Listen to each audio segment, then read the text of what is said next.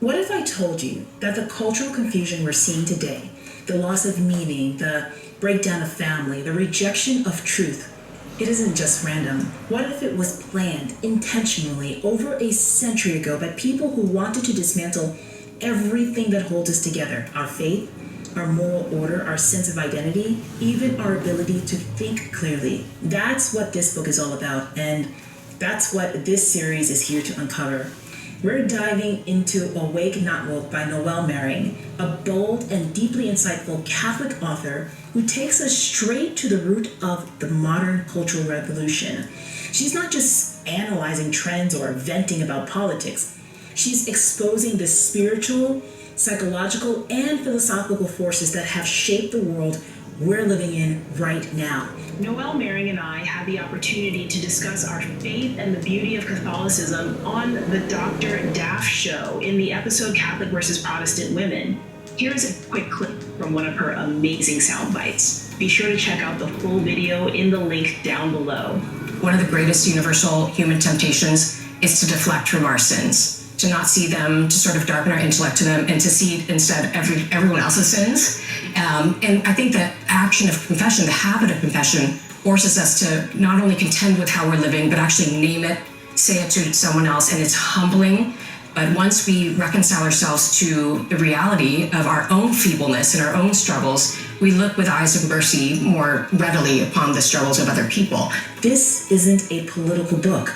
It's a spiritual wake-up call, a guide for Catholics, especially those of us who have felt the tension of trying to hold onto the truth in a world that increasingly calls that truth hate. And just so you know, this book study is for everyone.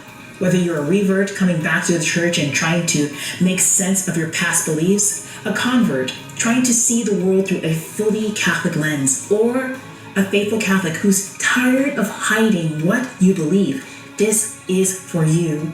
You don't have to agree with every single line of the book. You just need to be willing to see clearly and to think deeply about what's really going on in our culture and how to respond as disciples of Christ. Now, before we get into the content, I want to take a moment to explain why I do studies like this. One of the most important parts of my spiritual life is something called spiritual reading. And this is something that's actually recommended as a part of what's called my plan of life, or essentially my prayer life, something I've personally embraced in my walk with Christ. Saint Josemaria Escobar, one of my favorite saints, taught that just 10 minutes a day of spiritual reading can change your heart, your habits, and your whole outlook on life. Why? Because what we read shapes how we think, and how we think shapes how we live. Spiritual reading grounds you. It forms your conscience. It gives you the tools to see through the noise and stay rooted in what's true. And in a world like ours, where everything is being redefined, flipped upside down, and blurred out, that kind of clarity is a gift. So I want to encourage you to take up that practice too. Even if it's just 10 minutes a day, make it a part of your rhythm. Read slowly, prayerfully, take notes, reflect. Let it challenge you. Let it renew your mind. You don't have to rush through this book.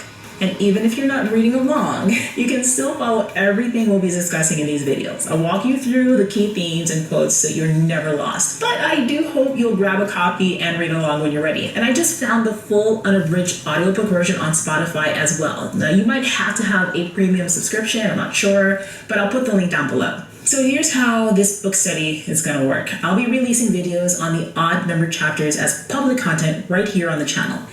Now, the even numbered chapters will be exclusive to members because I always want to make sure I give a little something extra to those of you who support this apostolate. Now, don't worry, I'll also be sharing short snippets from the members-only videos here on the public side so that way you can get a taste of what's going on behind the scenes. So with that said, let's go ahead and dive in. The introduction and chapter 1 of Awake Not Woke don't just describe what's going on with the world, they help us to understand why the world has gone this way and how we as Catholics are called to stand in truth, not just in private, but boldly and charitably in the public square. Reflections on the introduction. So let's get into the introduction because right here lays the foundation for everything the book is going to uncover.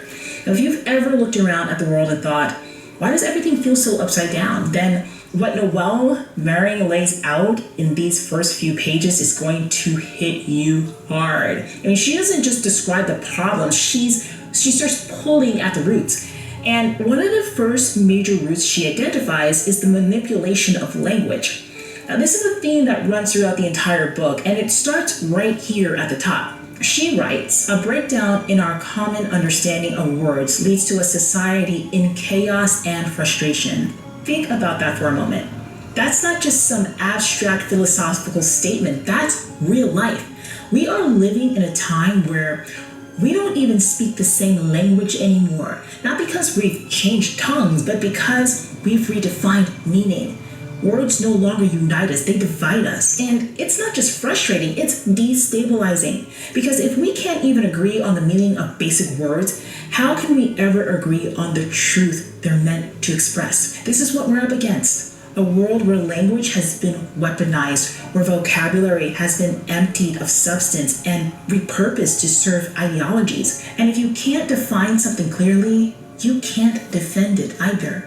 Take the word freedom, for example. For Catholics, freedom means the capacity to choose the good, to live in the truth of who God created you to be. But the culture has flipped that. Now, freedom means license, doing whatever you want, whenever you want, without question or consequence. Or the word love. In the Catholic worldview, love is sacrificial. It's willing the good of the other, even when it costs you. But in today's world, love has been reduced to affirmation. If you disagree with someone, you're called hateful. If you speak truth, you're told you're unloving. But that's not love. That's emotional manipulation masquerading as virtue. And here's the real danger. Once you lose the meaning of words, you lose your grip on reality itself. That's what Maring is exposing. She's showing us that the chaos we're feeling isn't a glitch, it's a strategy. When language is confused, thought becomes confused. And when thought is confused, people become easier to control. They're disoriented, isolated, unsure of how to speak, unsure of whether they're even allowed to speak. And this is especially important for us as Catholics because ours is a faith of the Word, the Logos. Jesus Christ himself is the Word made flesh. He is reason. He is clarity. He is truth. And so this attack on language, it's not just an intellectual game, it's a direct spiritual assault on the very nature of Christ. It's a war of words.